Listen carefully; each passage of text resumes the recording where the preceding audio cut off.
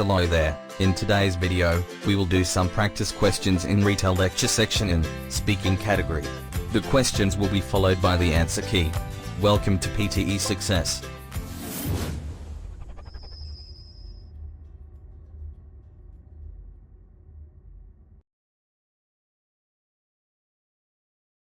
The Human Development Index, HDI, published annually by the UN, ranks nations according to their citizens' quality of life rather than strictly by a nation's traditional economic figures.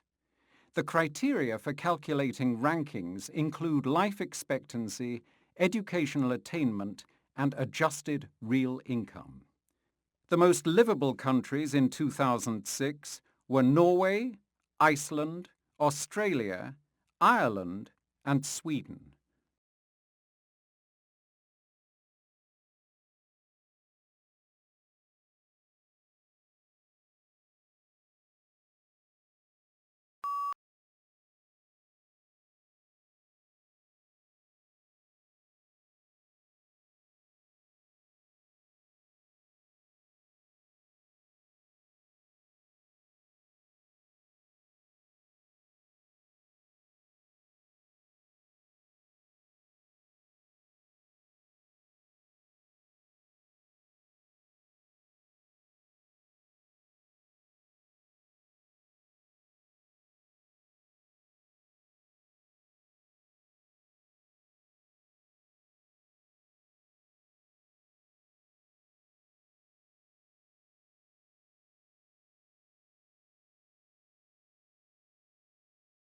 There once was a time in American history when the thought of women working for complex, multinational technology companies, giant advertising firms, and massive publishing houses was snickered at behind closed boardroom doors.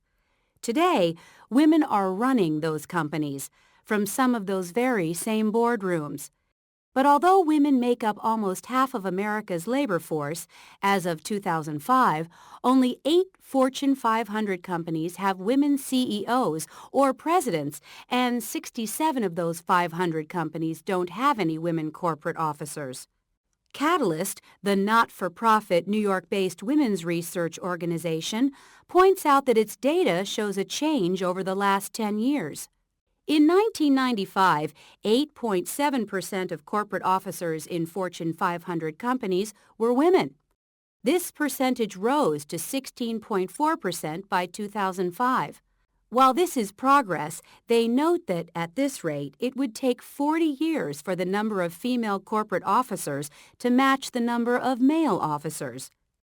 For the few women who have reached the highest ranks, they'd prefer not to talk about their gender. To them, it's no longer an issue. Their accomplishments represent significant milestones, not just for women in business, but for women all over the world making career choices.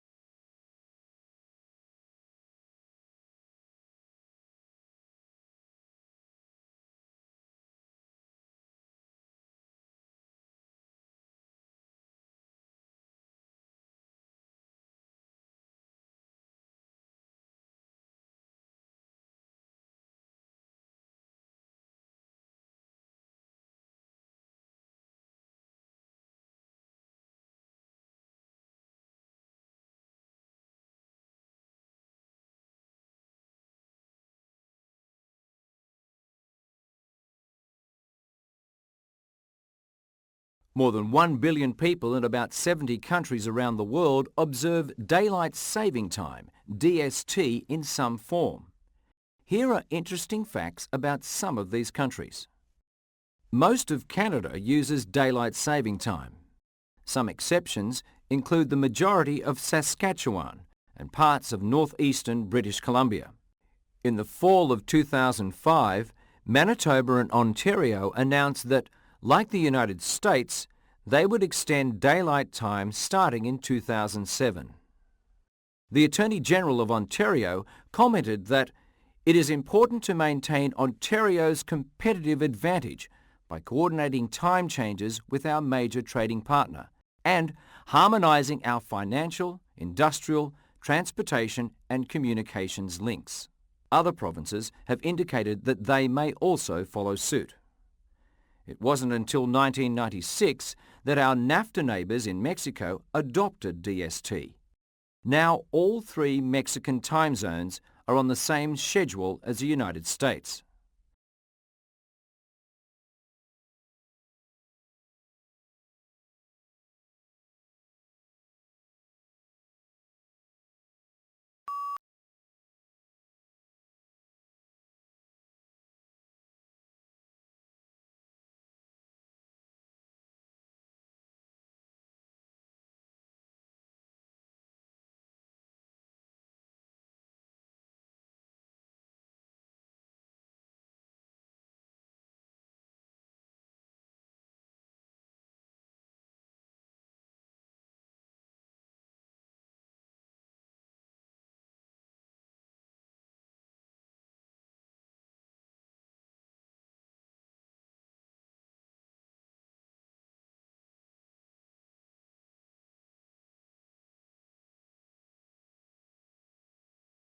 Most kids plug into the world of television long before they enter school. According to the Kaiser Family Foundation, KFF, 2/3 of infants and toddlers watch a screen an average of 2 hours a day. Kids under age 6 watch an average of about 2 hours of screen media a day, primarily TV and videos or DVDs. Kids and teens 8 to 18 years spend nearly 4 hours a day in front of a TV screen and almost 2 additional hours on the computer outside of schoolwork and playing video games. The American Academy of Pediatrics recommends that kids under 2 years old not watch any TV and that those older than 2 should watch no more than 1 to 2 hours a day of quality programming. The first 2 years of life are considered a critical time for brain development. TV and other electronic media can get in the way of exploring, playing, and interacting with parents and others, which encourages learning and healthy physical and social development.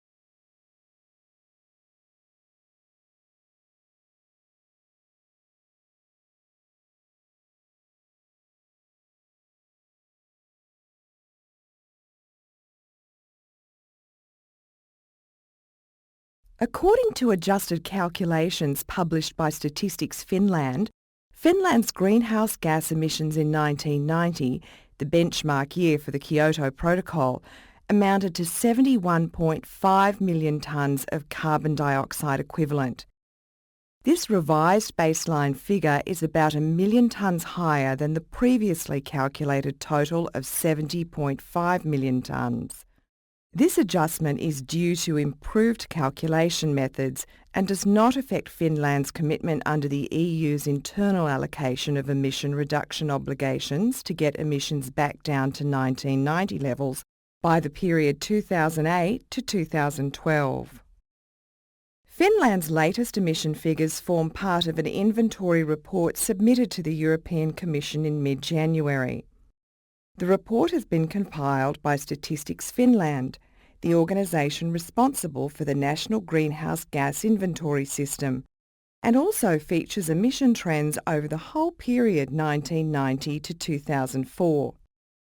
The report was additionally discussed by Finland's EU Affairs Ministerial Committee.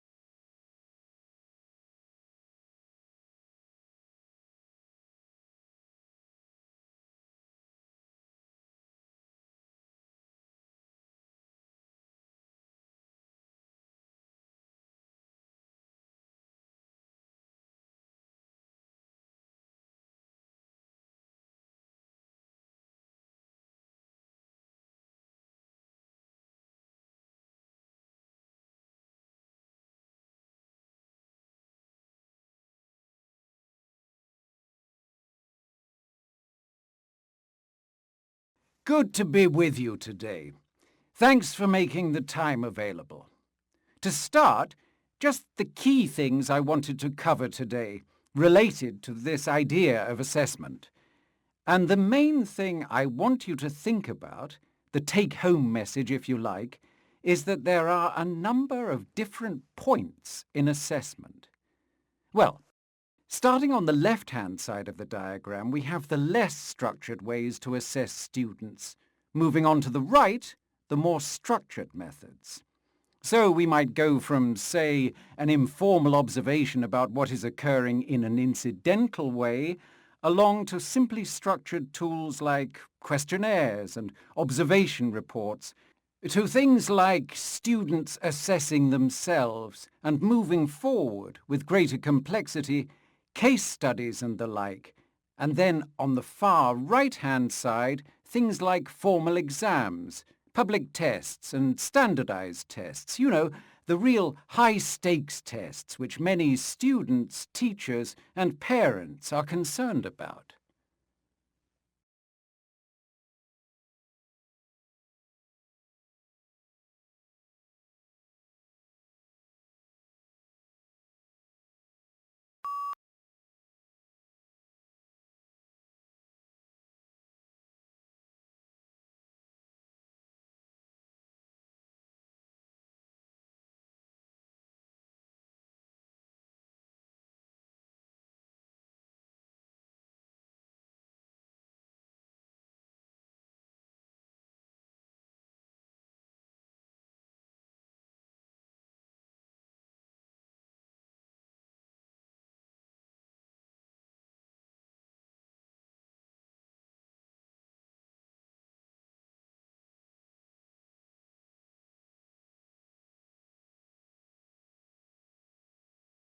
Now, the topic we're going to focus on today is free speech. Presumably you're an advocate of free speech at some level, but let's start by getting clear. What do we mean by free speech? By free speech, I mean the need for restrictions on the way in which governments can regulate speech.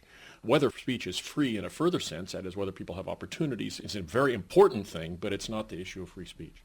That's really interesting because you immediately began by talking about regulation and controlling what can be said. Well, certainly speaking isn't without costs. What people say can cause injury, can disclose private information, can disclose harmful public information. It's not a free zone where you can do anything because nothing matters. Speech matters. But because it matters, it's very important that governments who want to regulate speech, for example, to prevent things that would be embarrassing to politicians or otherwise upset the government, it's important that that power should be restricted.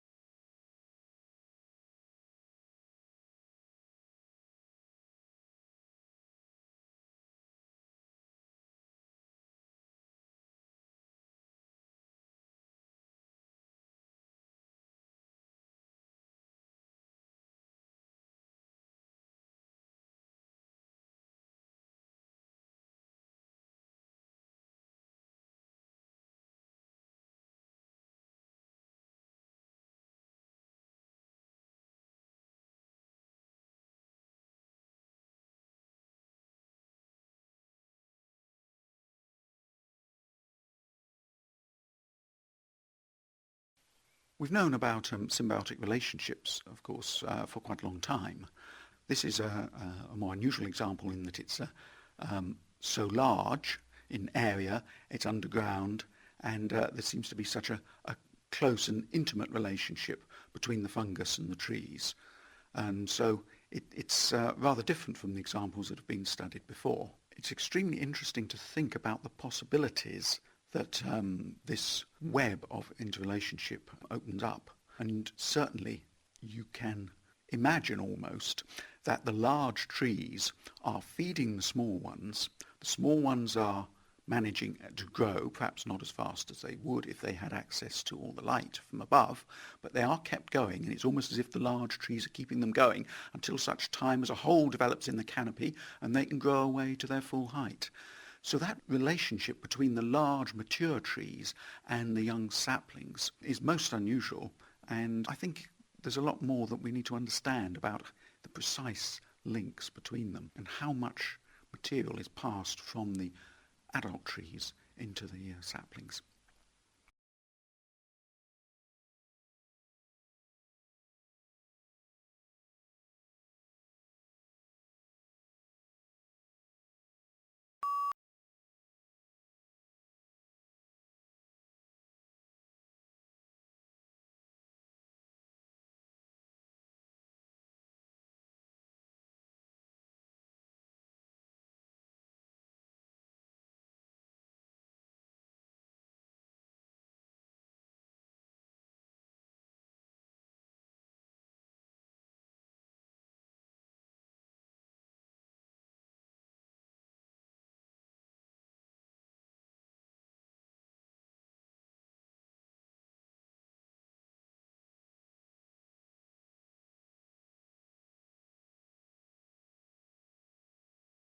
I started being interested in yonks back when I was about 8, when I got a chemistry set and a copy of Charles Darwin's Origin of Species as birthday presents, because they seemed to be ways not merely of trying to understand the world and explaining how humans had emerged, but also to control the world. You could do experiments, you could control things, you could work out what might happen, you could test it. Knowledge and power, understanding the world and controlling and predicting bits of the world are really what being a scientist is about.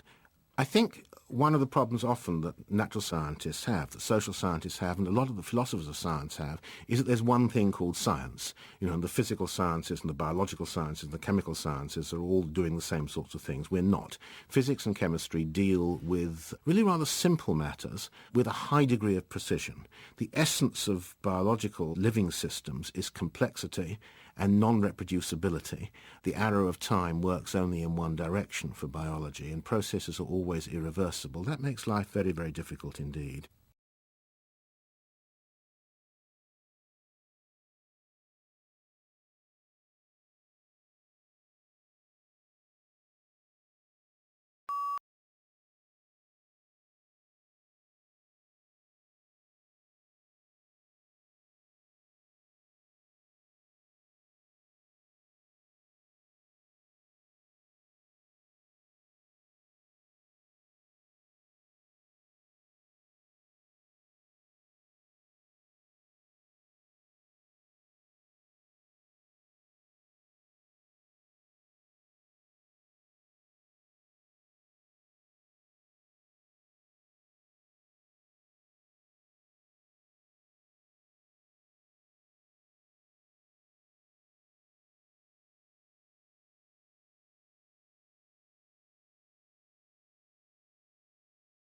The lecture provided brief information on the United Nations Human Development Index, HDI. The index ranks nations according to their citizens' quality of life instead of merely economic statistics. In 2006, the top 3 most livable countries were Norway, Iceland, and Australia. According to this speaker, historically in America, the notion of women working for complex multinational companies was secretly mocked by male executives. In America today, however, women are running some of those companies. As of 2005, despite women comprising almost half of America's labor force, only 8 Fortune 500 companies have women CEOs or presidents. Moreover, it appears that the trend towards more women in top leadership positions has continued, although slowly, over the last 10 years. Over 1 billion people around the world, in about 70 countries, use some form of daylight saving time scheme. In 2005, the Canadian provinces, Manitoba and Ontario, announced that they would extend daylight time. The reason for this was to coordinate time changes with their major trading partner, the U.S. The U.S.'s other neighbor, Mexico, has also adopted DST.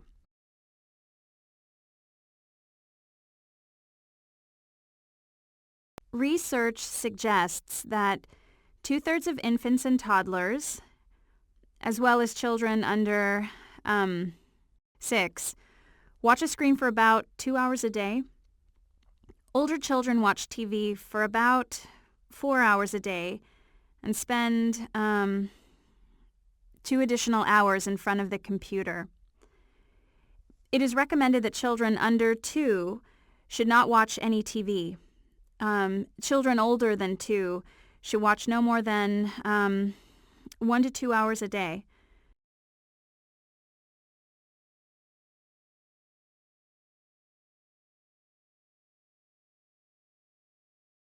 "1990 is the benchmark year for greenhouse gas emissions. In that year, Finland's greenhouse gas emissions amounted to 71.5 million tons of carbon dioxide or equivalent gases. This figure has been revised up from the figure of 70.5 million tons previously calculated. The adjustment is due to improved calculation methods.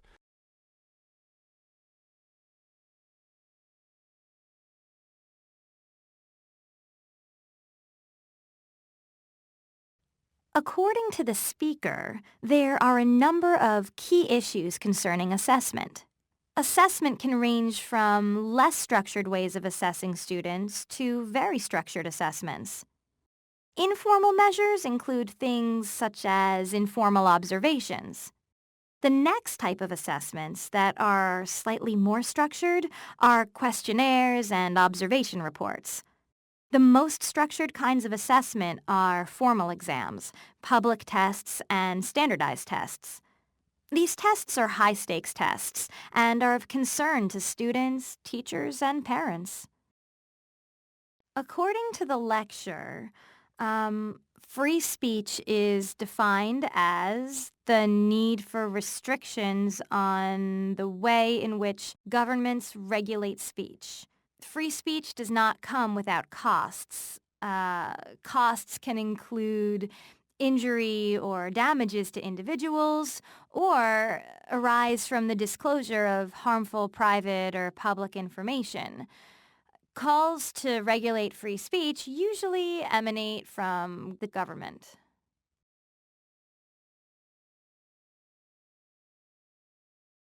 The speaker details an unusual symbiotic relationship between fungus, saplings, and large trees.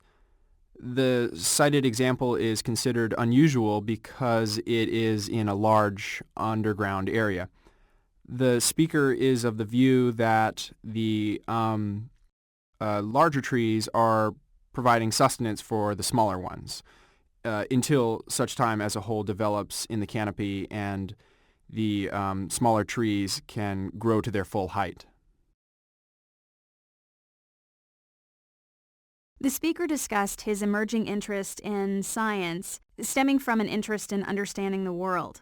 Understanding the world and predicting aspects of the world are essentially what being a scientist is about. However, there are key differences between natural scientists and social scientists concerning science and the phenomena they study. Physics and chemistry deal with really rather simple matters with a high degree of precision, while the social sciences deal with more complex phenomena, but with less precision.